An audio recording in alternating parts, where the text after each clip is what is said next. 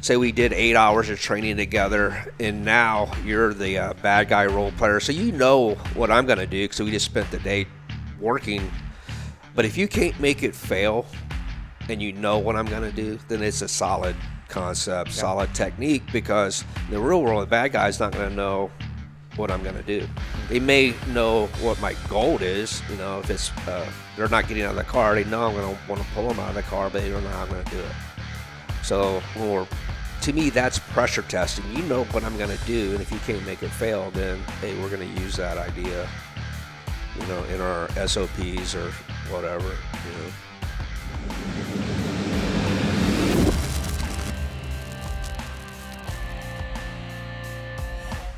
Crazy. We got a red light on that one. Can you flip my screen? I'm sorry again for that. Yeah, we're good here. Cool. Cliff, dude, thanks for taking your time to join us today. Oh, it's going to be awesome.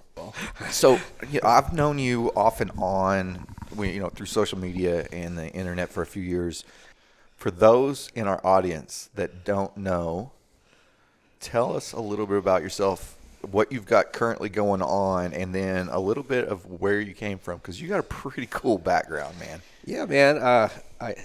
Well, my wife would disagree with that, but she thinks I'm a touchdown. But that's something I'll explain offline. But anyway, name's Cliff Byerly. I currently own Hill Country Cabatos. It's kind of a jiu-jitsu, more catch wrestling. I teach. I prefer catch wrestling over jiu-jitsu just because it's the meaner, aggressive cuddling out of the two. So Hill Country Cabatos this weekend, I'm doing a vehicle extractions. That's like the big thing that I get asked to do, is pulling people out of cars and beating people up inside of cars. My background, 23 years in the Marine Corps, 12 years active, 11 in reserves, mainly with the Marine reconnaissance community. All my reserve time was with 4th Force up in Reno. Did a career with LAPD, all in South Central, predominantly Watts area. Yeah, it was a interesting area. It's 11.3 miles patrol district with 5 housing projects. And when I left, they had 109 active gangs in an 11-mile area. So it was a really good spicy. Yeah, it was a really good test area for putting hands on people. So that didn't want hands put on them. You didn't want hands put on them. So it really tested your fitness every day, because they always wanted to race us for some reason. I don't know why, but I never lost a foot pursuit, so it was pretty good. So, but yeah, that's about it.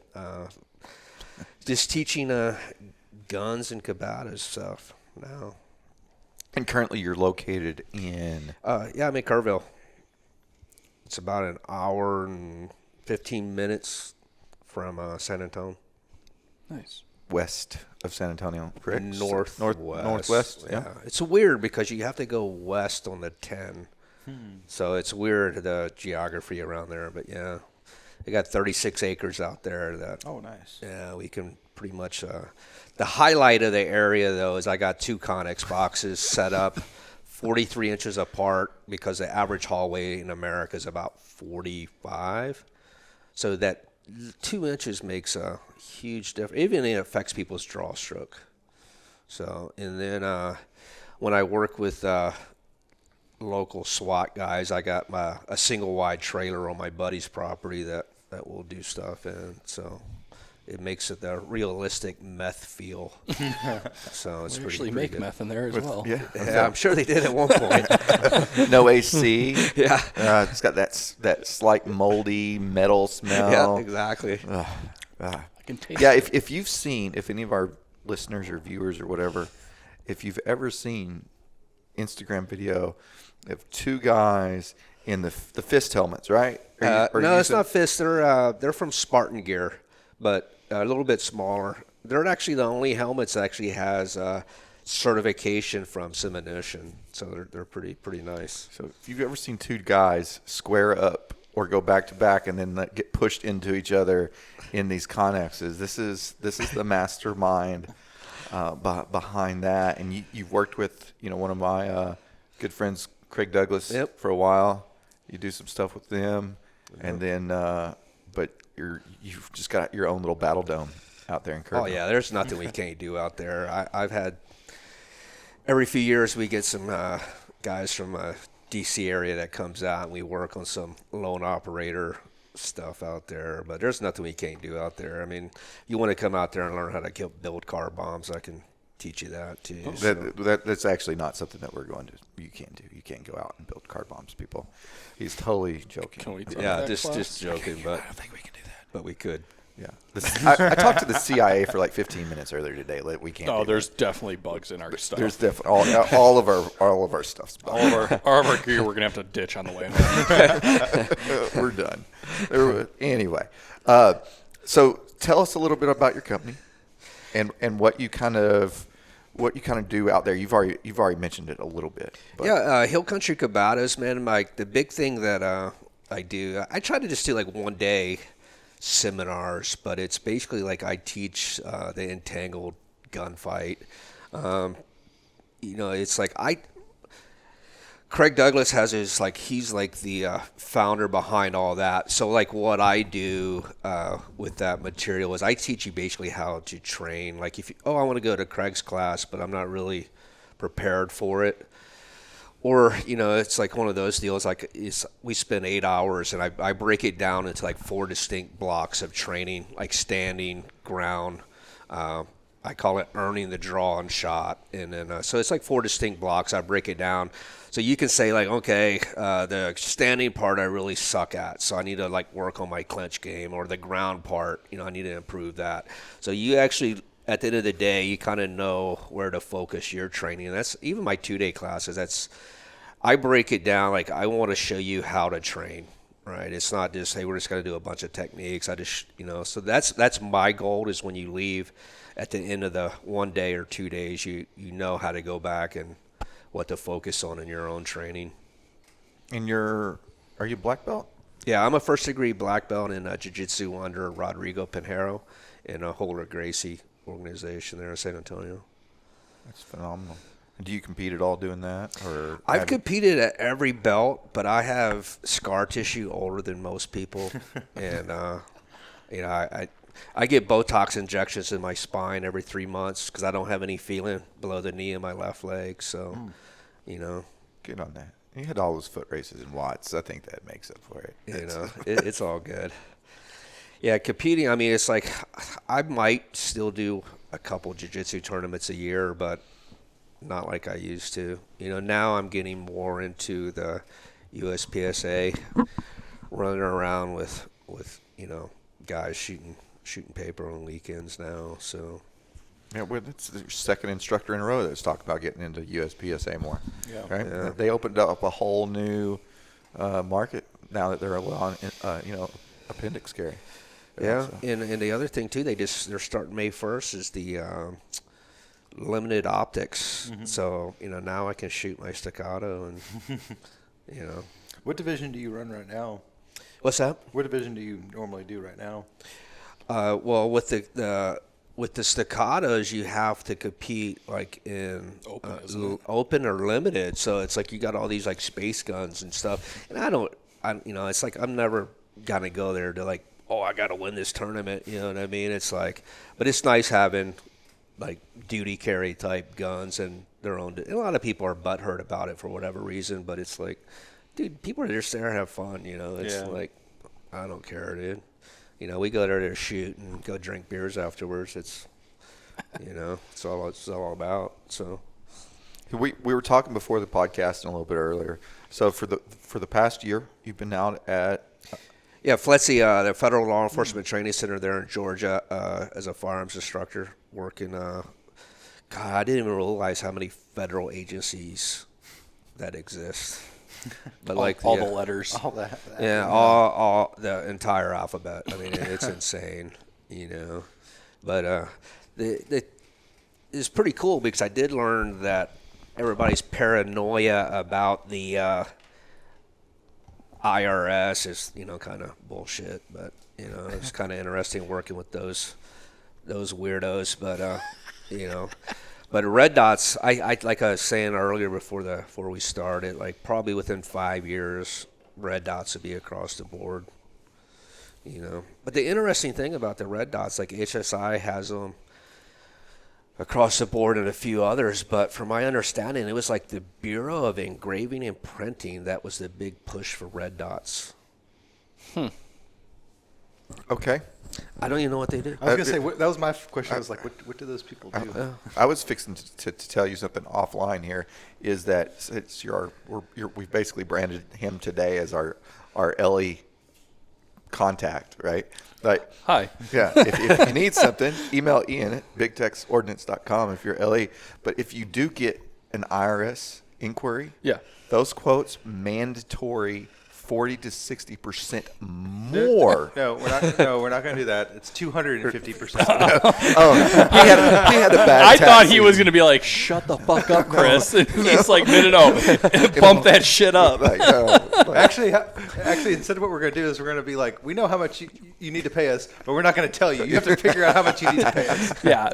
Let's see. And if you get it wrong, you go to jail. go to jail. Straight to jail. We'll make our own like TurboTax website. It's Nice. So, sorry, Bureau of Engraving. Right? Yeah, I don't even know what those guys do. I met like 4 of them the year I was there, so no idea. we need to Google it. And you see more and more red dot sites, right? Oh yeah, they're. I mean, I still probably go to about 100 hours of pistol classes a year, and I mean, seeing an iron sight gun now, it's like You're like, oh what my is god, that? dude, like. What's wrong with you? You know, I don't know. It's like it's so funny, like the people who don't buy into the dot, you know, because from what I've seen teaching firearms to new shooters for a year, like the dot actually makes you a better iron sight shooter, not the other way around. Yeah, because if your presentation isn't perfect, Yep. you're not going to see the dot, you know, Yep. and tracking that under recoil. And also the dot like shows you so much of what's going on, like through the whole shooting process. Yeah, it'll tell you, you know. It's like, it doesn't matter. Like I tell people, they're like, oh, I suck at the 25. Well, you also suck at the 3. It just, you know. But, you know what I mean? You It's just like, suck.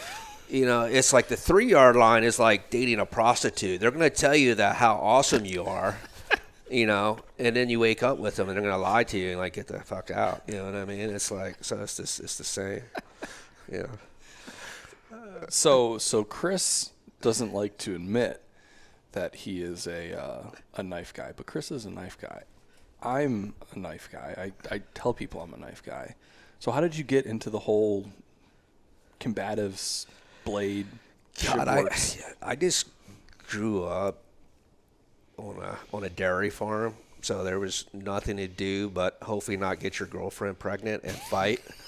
So I mean, I started wrestling when I was 6. Okay. And then boxing when I was about 9, and I don't know. I just always been into. Then I joined the Marine Corps at 17, so I don't know, I've always been into like. Yeah, and honestly, I think it was partly because all the men that was like that I grew up around, they were all SF, Vietnam vets. My dad, my uncles. It was just, you know, hell, we were on a hunt trip when I was 11. That's when I got introduced to bourbon. You know, it's Good like, age. You know, so it's just, I was actually raised by what people call toxic males nowadays, which is fairly gay comment. I don't know what toxic male is, but yeah, I've just always been into stuff to break people, I guess. Nice. So When you start doing, did you start doing jiu-jitsu when you were LE?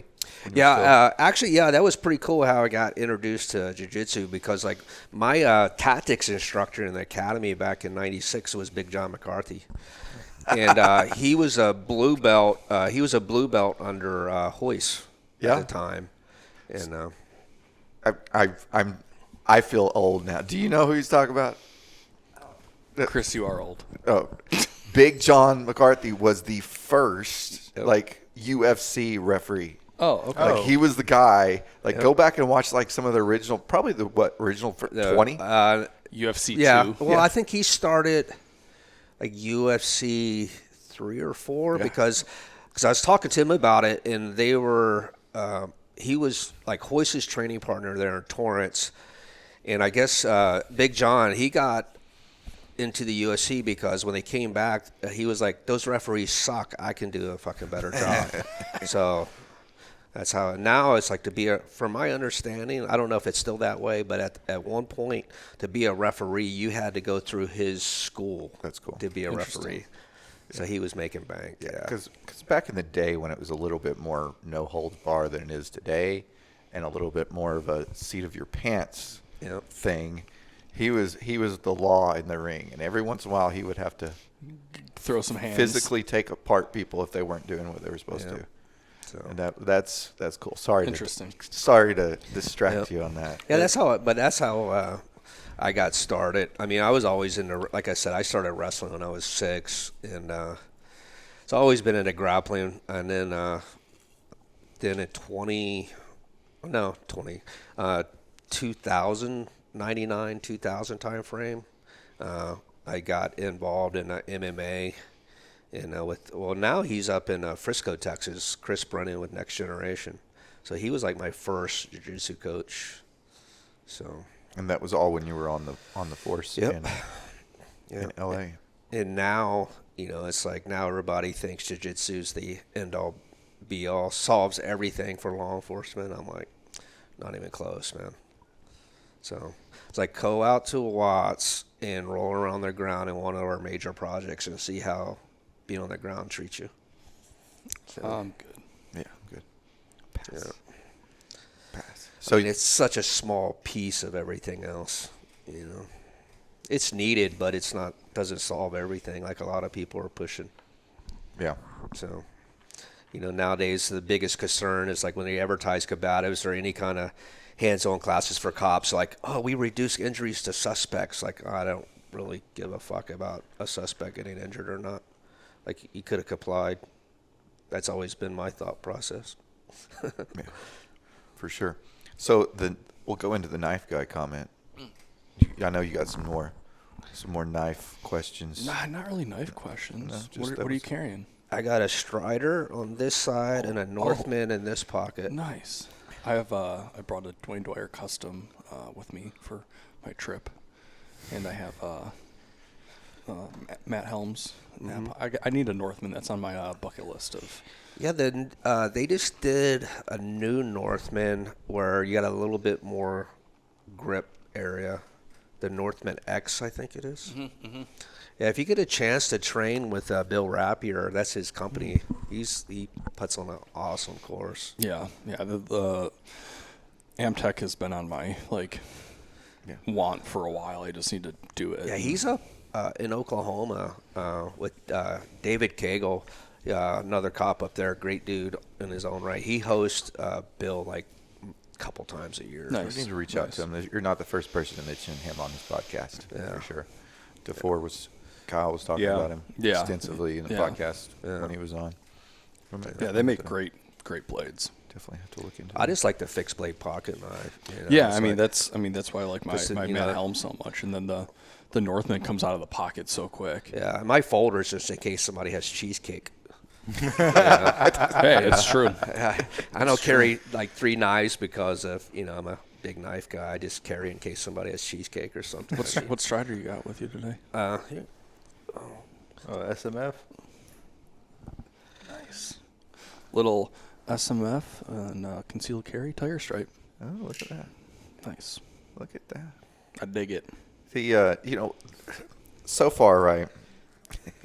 and this goes into one of those skills that you talk about, and I've noticed before, and this is going to kind of take a different turn. How much does your ability, when you were in law enforcement, how much does your ability to talk to someone play into your ability to do your job safely and effectively? Oh, it's huge. Being having basically confidence in my competence allows you to talk. But and then like dealing with gangsters though, I've had gangsters that were like they actually calmed down because like I'd be like if you want to fight, I like to fight. We can fight or we can talk. But it's really this like. Words have meaning. It's like we had this one that I used, example I use in my classes. This one Hoover Crip, beat the shit out of his baby mama. And me and my partner show up there, and it's like the two patrol cops, they were just like escalating stuff. And, it's like I knew this guy, and I'm just like, dude, how would you feel if somebody did this to your grandma? And he was like, I would murder him. I'm like, exactly. So he was like, he looks at the first two that actually had the call. He's like, fuck you two. Cliff, you can take me to jail. But it's just like how you talk to people. But it's like also, words you use too. It's like as soon as I asked him, like, how would you feel if somebody did this to your grandma? Because I knew he was close to his grandma. I was like, you could just tell like the whole attitude fucking changed, So but it's just how you talk to people. A lot of people, though, they get scared because they know that they don't have an answer to this, a solution to the problem. It's like that's why you see some now. It's like they taser somebody and the taser fails, they go straight to gun. It's like, how did it go from less lethal to lethal just because your tool failed? And everybody talks about tools in the toolbox. Well, at some point you got to stop buying fucking tools and build something. Right, so you got to build an actual skill set that works instead of just relying on more and more tools. Because half the shit they're buying is probably from China anyway. It doesn't work. Yeah. So That's a good point. I mean, you can literally have your belt full of stuff, but if you don't know how to use it or you can't talk to somebody, then it's fucking pointless. Yeah, while we were waiting on you to show up. Sorry, I was, I mean, you were the boss. Wheeling so and dealing. Getting coffee. Yeah, nice. Liquid energy. We were talking about, palm. We were talking about pepper spray. Or Spicy air. spicy treats, right? Let's talk about that a little bit. What are your recommendations? You don't have to recommend a product, but like, what do you recommend in that field? Like, carry it, not carry it, know how to use it, what? Well, I think, it's good. It's a good option. I've seen it fail a lot too, but, but I think in the right context, I think you should have a less lethal option. It's like, my wife, she was a TV movie film agent out in LA for a lot of years. Hell, I even bought her the civilian model of the X26 Taser, because all the homeless guys, so she had a gun, a taser, and pepper spray all in her purse, depending on which homeless guy, would bug her. But, it's like Craig Douglas, he calls pepper spray an eye jab in a can. And for women, I think it's a good tool because it keeps that little bit of space. They don't have to try to go hands-on with somebody. And even if it doesn't work as advertised, it's still enough of a distractant to allow you to, create that space to give you more time or whatever you're going to do.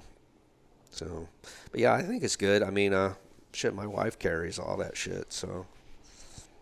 Yeah, and we were having the conversation. Shit, I got fucking palm in my pocket there we right go. now. Okay. And you've got a training class coming up you were talking about in Stephenville. Do you do the private training classes like that often? No, that's mainly what I do is classes like that. I have a 2-day complete combatant class coming up next week there in Kerrville, and then I'm in Minnesota for a week.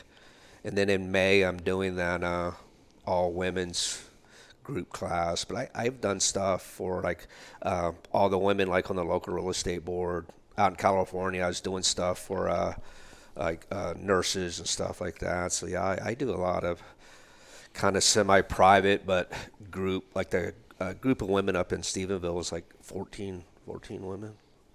So that's pretty cool to work. Because I do women's only law enforcement training, and women want to train more than guys.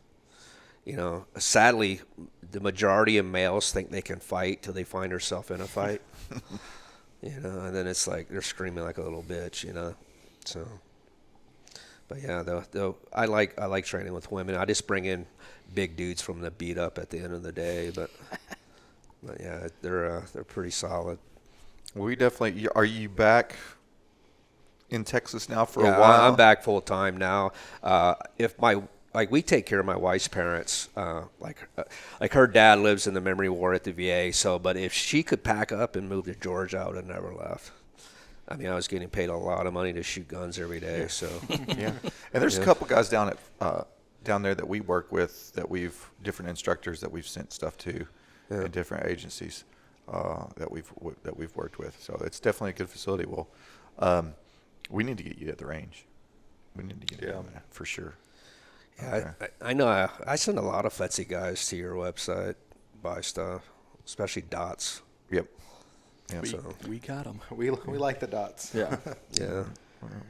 We're dot friendly for sure. A good combatives classes, and like I need to take, but I've never, besides like basic Army, combatives, which is, we know how that is, and that's like on my bucket list of like classes in the hopefully near future that I take. May 6th, I'm doing a one day there in my house in Kerrville. Come on out. Just, shoot me an email if you're available. Okay. The combative side of it is I've always been interested in. And my problem, you wouldn't think of it by listening to me on the podcast or meeting me in person, is when we get into the role-playing aspect of the combatives problem, or even on a like a daily basis, like I don't have the verbal skills that I think I need. And that's kind of why I asked you about the talk too, because like you talk to the guys with the really good verbal skills, and you talk to the cops that have really good verbal skills that I'm stumbling through saying a word. And I'm going to mention a couple of names here, but like sitting here talking to you, but we've mentioned him already, Craig, and his verbal agility from his background. You talk to Bill Flowers and his verbal agility, and then you get into engaging with other really good police officers that deal with, JR last night, sitting here talking. I mean, JR spent a lot of time on the street talking to dudes, and you probably talk yourself out of way more fights. Oh yeah, than you ever get definitely into. do. Yeah, and the thing too is like where you really learn verbal skills is like where I worked in South Central. Man, it's just like being a blue-eyed male white. You already hate it when you show up there. So if you don't know how to talk to people, you're not going to get anywhere. You're not going to solve anything if you don't know how to talk to people. And that's the thing you see a lot nowadays with the current generation is everything they're on their phone.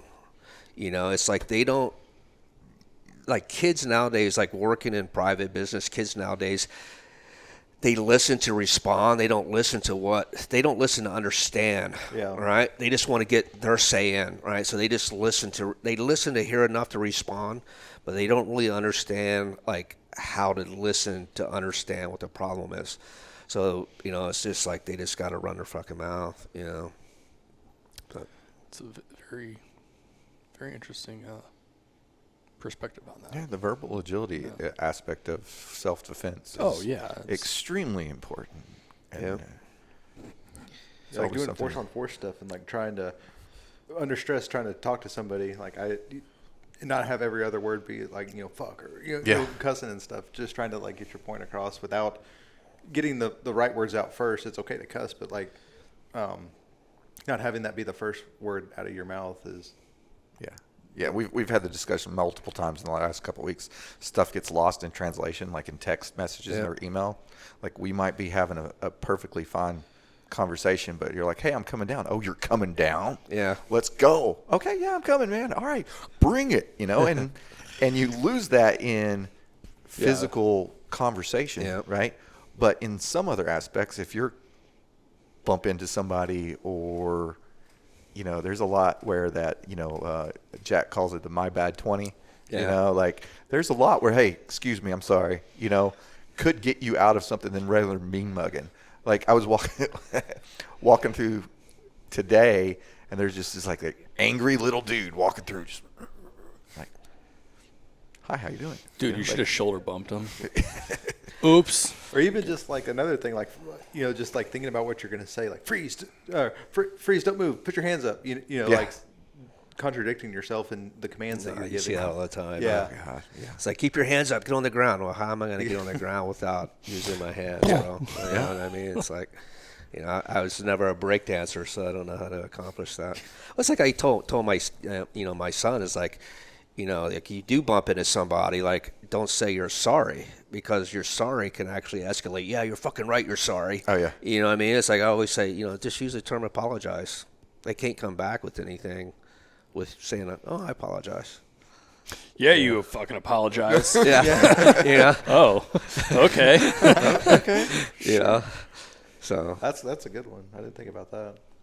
you know, because to me, I see it all the time, like working security in bars back in the days. Like, oh, I'm sorry. Yeah, fuck you. You are sorry, you piece of, you know what I mean? It's like, if you just say, hey, I apologize. Let me buy you a beer or whatever. It's like, you know, you get that confused How do you look. come So, back from you know, it's like, what do I say now? You know, yeah, you're right. You are apologizing. Like, yeah, I did. Give me You a will beer. buy me a beer. You will buy me a beer. Yeah, I think that's actually how I interrupted my wife's OODA loop the first time we met. Shoulder bumped her. Yeah. So what do you've got coming up now, man? Like what since you're done doing FLETC for a while, and you're back in Texas. Like, are you going to be offering more classes over the next year? I got classes booked, or not booked, but I got classes on the website through July. Nice. So like, I'm in Minnesota the last week of the month. Hopefully the frozen tundra isn't frozen when I get there. But May 6th, I'm doing a one-day EDC combatives class. And then May 27th, I have that women's class up in Stephenville. June, I'm working with a couple local SWAT teams, doing a low light class in June. And then June 17th, I have an open enrollment. It's going to be 4 hours of red dot, and then we'll put the guns away and do 4 hours of basically grounded weapon stuff. That's in June. I'm doing a 4-hour block of vehicle extractions, and then a open enrollment for everybody, a 4-hour block of vehicle combatives, like through July. So you mentioned earlier that you're teaching the vehicle extraction portion, and a lot of people bring you in as the subject matter expert on that to teach that class. Can you go over kind of what you cover in that class a little bit, or? yeah, so basically, like it's always a two-person task, basically. So you have one guy providing lethal cover, and then we talk about show you, I don't know, probably 6 different ways to pull people out of cars that don't want to come out of cars. Like, we'll start the day off, though. Like, I always start that day off because it's a law enforcement class. But I teach linear cuffing. So linear cuffing is like, you know, between the table and the couch instead of doing 90s style cuffing. But like I explained to them cuffing that takes away cord extremity power, so you can't like reestablish base, which creates a lot of polyester pig piles. But if you're alongside a highway, or it's even in this hotel room, you know what I mean? It's like linear cuffing comes into play huge. So we do that like the first hour, and then we go into how to properly approach a car, clear the car, set up cover, how to pull people out. And then we even talk about cuffing.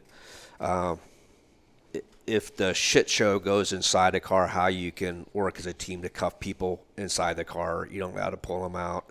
And then the second half of the day is basically teaching you, like if you do UC work in the cars, how to use the car as to your advantage. You know, a lot of people are like, oh, we fight in cars. Well, the big difference is how to use the car. Like Craig Douglas, you know, he termed it really good. He's like, it's like a combination of jiu-jitsu and rock climbing, right? So it's like you're always looking for foot and hand holds inside the car and how to use the car to add pressure and stuff. So that's kind of the full day there. And how much contact is involved in those classes? Like, is this like full contact? Is this pads? Well, yeah, we put on helmets. I mean, we finished the day with traffic stop scenarios using UTM guns. But the thing of it is, like I tell people, everything is 6 reps. Like all my classes, like when we started doing that, it's kind of like 6 reps. Your first 2 reps is kind of like self-coaching speed, right? Okay, I got to open the door. I got to do this and that. So you're kind of self-coaching speed. Reps 3 and 4 is kind of a little bit more spicy. And then your last 2 reps is like where you're truly pressure testing it. Because to me, pressure testing, we trained, say we did 8 hours of training together, and now you're the bad guy role player. So you know what I'm going to do because we just spent the day working. But if you can't make it fail and you know what I'm going to do, then it's a solid concept, solid technique, because in the real world, the bad guy's not going to know what I'm going to do. They may know what my goal is. You know, if it's they're not getting out of the car, they know I'm going to want to pull them out of the car, but they don't know how I'm going to do it. So to me, that's pressure testing. You know what I'm going to do, and if you can't make it fail, then hey, we're going to use that idea, you know, in our SOPs or whatever, you know. And that's I take it that's a law enforcement only class, like the car extraction. The car extraction part, yeah, because I don't see. I mean, I guess I could sell it to you know, assholes in the projects in San Antonio and stuff, you know, for carjacking, more efficiency at carjacking. But Be better at carjacking. yeah, I'm not that broke yet, so you know. But the vehicle like combatives part, like I broke that down into a separate 4-hour block because that is huge. I mean, it keeps people from pulling you out of the car, like in a carjacking scenario or whatever, you know. Anti-carjacking. Well, the thing is too is like Uber's such a big thing now. Yeah. You know, it's like my wife and I, we were in Nashville a couple years ago, and our Uber driver turned down like taking us to the hotel, but his GPS sent him down this like dark dead end street, and my wife, she was kind of freaking out. I'm like, I'm gonna shoot this dude in the fucking face, like, you know. Surprise. And he was like, and he kind of probably read my thoughts, and he was like, oh, I'm, you know, GPS, like I'm fixing it. Like, oh, okay, dude. You know, but I have something that'll fix it. You are fixing it. yeah, yeah. It's like you're getting ready to see what a staccato looks like. So Yeah, and I always love that meme. You know, like 20 years ago, it's like don't talk to strangers on the internet. Yeah. Now it's like get in cars with them. get in cars with them and have them take you home. Yeah. Yeah. So and that's kind of like what the why'd you have to say it combatives like block is going to be about, though. Is like, you know, everybody gets in these ride shares. You don't know who the fuck you're getting in a car with. Oh yeah. You know, so It happens. Like Yep. there's been abductions and sexual assaults and Yeah. probably way worse than that. yeah. So that's where I'm going with the 4-hour block of combatives. So That's a good idea. What type of facilities? So we asked this question earlier we asked this question to Dan and Gabe in the previous podcast, but like what kind of facilities do you need for you to come in and teach like the civilian vehicle class? all I need is a piece of shit car that we can break stuff on the inside. That's it. And then what would you typically pair with that 4-hour block of instruction? Like if we were going, hey, Cliff, you want to come down and teach a class? I want part of it to be the vehicle-based combative. So like what with that, like usually like we could, I'll do like maybe 75 to 100 rounds of close contact shooting, appropriate extension, retention, cover an hour or so of actually weapon retention and protection that way, and then we get in the car. Because I put 2 people in the back seat of the car, and you're basically both have a hand on the gun. Yeah. And it's kind of like it's kind of like a hot potato drill. It's impossible to keep the gun, right? You're going to get it taken away. So your goal is to get it back. So you're both working retention and gun takeaways and stuff like that. So, and you're in the back seat of a car instead of a great big mat room where everybody usually teaches weapon stuff. Everything works in a mat room, you know. But when you get into a 43-inch space like the Connex boxes, it changes everything. I would say we should like host them, but get like an old Mini Cooper or like a old Prius and be like, Yeah, I just want to I have 2 cars, so I'm getting ready to switch them out on my property. I have 2 cars that I just went to the local record yard and told them, like, I'm training cops this, and they're like, yeah, we'll bring 2 cars out. So just find the 2 with the smallest back seats. Yeah, that's what we did a class a few years ago that I hosted back when I was still in Missouri, and I knew a tow truck driver. He's like, I'll bring this one out. You can do whatever you want to it. You know what we And I'll should come back do? and pick it up. Like on the way up here, Yep. I forget what road it is, but there's like this gas station that has like this little red tiny car that's like it's like literally 1 seat. Have you seen that? No, I It's didn't. on the way up here. I forget what road it is, but coming up to Round Rock or Austin or whatever, that's the route we always take. But yeah, it's like one seat. It's like this little tiny red car, but they have it as like part of their sign for like the gas station. We'll get Maddie her mini. I was fixing to say the same thing. We'll get Maddie her mini truck and be like, but we're going to do We have to training. fight in We it. got to fight in it. Everyone has to fight in it at the same time. Blood in, blood out. Yeah. Right. See, I used to do that because I was part of asymmetrical warfare group. Used to bring me back for 3 days of their selection process, and I would put hoods and stuff over like 6 people and put them in the back of a van, and they have to like fight their way out. Everybody's just Yeah, it was a good time. You didn't mention in your resume former asymmetric warfare group instructor on there. How do you get into that? They just, I was teaching for Blower Tactical. Okay. So, and then they would just because of my other background, they would bring me back there because it was basically like a lone operator class. I'd teach them how to get out of flex cuffs and handcuffs and basically like lone survivor shit. So it was pretty cool. just add that to the wish list. I had a buddy of mine who works for an alphabet agency out of Northern Virginia. He made me Oh, that narrows it down. yeah, he made me a really nice hood out of a parachute reserve deployment bag. Oh, nice. So yeah, it fits over those helmets that I use. So works really well. Perfect size. Well, I also use that for like my knife defense classes too. I'll put a hood over your head so you don't know where that guy with the knife is. As soon as the hood comes off, then you actually really see a really natural behavior of like the backpedaling, like the old shit before they get established. So like I do a lot of hood drills with my knife stuff. Yeah. And that's, once you start doing that, like, that hood would totally make a difference. Like, I hosted Craig for EWO one year, and like, that last evolution with him where he's counting down over in the corner, and like I couldn't help but like game it. I'm just like, I got to get this off. And you can hear him. Yeah. 10, 9. You're like I got to get space for it. And I got that space at the last point, and I had enough time to where that guy was coming from. Like, I was like, all right, and just totally reorientate myself. And if we had sim guns in that, which you don't, would have had more time and space to be able to get that out and into play. But that a hood in that situation or silent count. Keeps you from gaming it. Oh, yeah, yeah. Well, it's like in my knife class, though. It's like we basically call it the Tooler drill is bullshit. Because I teach people angles. So we could be 3 feet apart, like we're sitting here, and it's like you're still never gonna get the knife on me because you understand angles.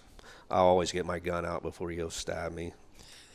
Now if we're grappling and we're tied up, that's a different story. But if I have space. I refer to as longest reach plus a step, so if I have that space, you're not going to get anything into play. Space and time. He's shooting me. Yeah. So Space and time, man. I can still hear the words, that was a poor timing decision, Chris. He's shooting you with your own gun. You're like, just shit. Ow, that hurts. Kept on moving. Drink water. Caleb Cossey downstairs. yeah, Drink water. It was pretty funny. He's like, I've been a doctor 33 years. You're the first person to break a hip and didn't know it. My wife's like, yeah, he's kind of retarded. Like, thanks, honey. Appreciate you. Thank you.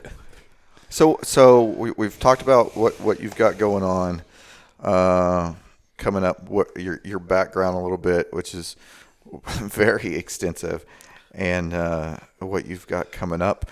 Where can people find out more information about you? God, Hill Country Combatives. I got the Facebook crap and Instagram. I'm not a big content creator. I think social media is kind of fucking up training because people buy into training production quality over training quality on social media. But it looks cool. Yeah, it looks cool, so I'm going to go do it. That's why that dumbass in Detroit, makes $1 million a year. Right?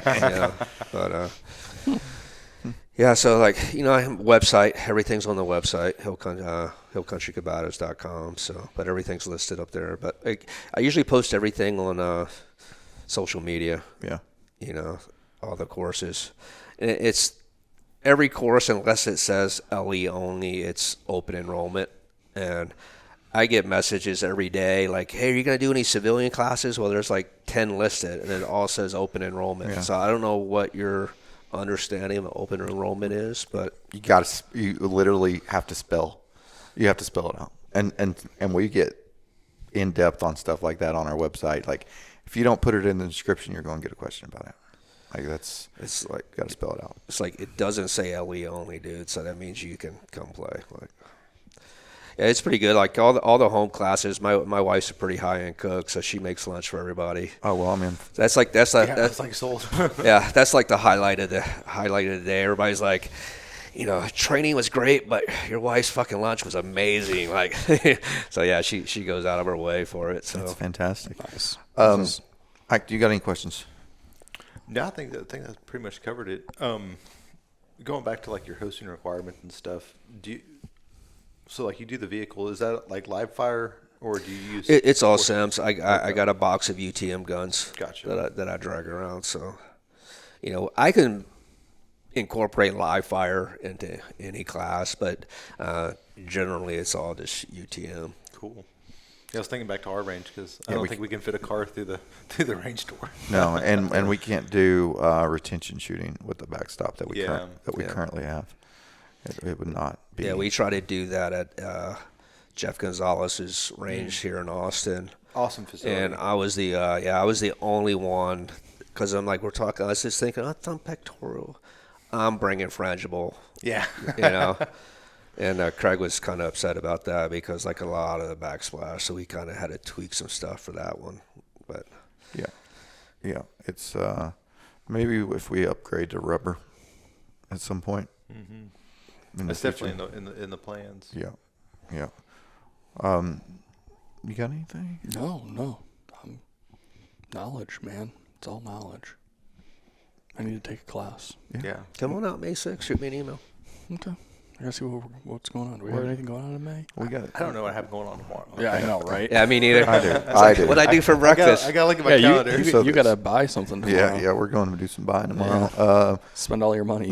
Yeah. And then we got Bruiser's class here at the end of the month, so I can't do 2 weeks in a row, and I'll be moving probably May 6th. Oh, that's right. Yeah, you're right. Yeah, but we're going to get you down, dude. sounds We're good. right down the road. Even we might have to convince you to bring your wife, and we'll figure out a way for her to get lunch for us. But I don't know. Oh, dude, we're all about it. We usually stay in the Woodlands because they have Blend there. Oh, which is yeah. a cigar bar. That's where Jedi went. He just found it online and loved it. Oh, well, it started in Indianapolis. Oh, really? And then it went to Nashville, and then Houston or Woodlands. Yeah.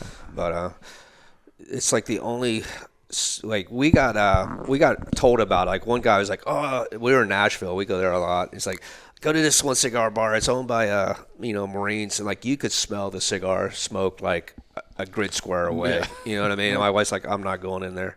And we go to Blend, and like you couldn't even tell it was a cigar bar. They spent like $4 million on ventilation. Like you can be sitting like next to somebody, you wouldn't know they're smoking a cigar. That's phenomenal. Yeah, the female manager there, she was like, "Yeah, my hair doesn't stink. I wear the same dress for like 2 days, whatever." But it's very. Plus, they have an outstanding brown water selection there. Yeah. Check that out. It's right there, right down the road from Tris. Yeah, it's like on the same path. Yeah. Yeah, it's nice, man. Whatever those roads are out. It's like next to like the Fidelity building or something. Yeah. Last time I smoked a cigar at the shop, I puked my brains out. Yeah. So, I won't be doing that it's been a anytime while soon. See, that's what else we do at the end of the training day. We sit around on Puke my your deck brains and out?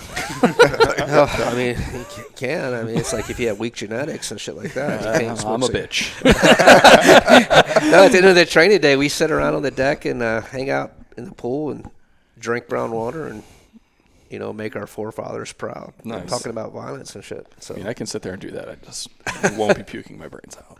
Well, dude, Cliff, thanks for taking time out of your man, day. And it's a pleasure. I saw your name. I've been emailing the guys at TTPOA, about like trying to get an instructor list. And I saw your name on it. I'm like, I'm definitely going. As soon as I run into him, I'm going to ask him. And as soon as I saw you this morning, I was like, hey, man, let's sit down and talk because I want to talk to you. And so we really appreciate you coming on. I love it, man. You guys, I like I said, I send everybody to if they want to order any shit. I mean, because nobody beats your shipping, man.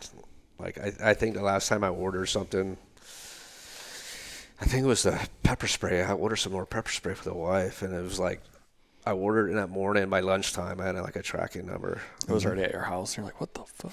Yeah. It's fucking awesome. Yeah. And then since you're in Kerrville, what's that usually take 2-3 days most to get to you? At the most, yeah. Yeah, it's fantastic. Awesome. Well, we really appreciate your time. Oh, no worries. My pleasure. For guys. sure. You want me to do it? Go for it. Oh, 3 in a row, man.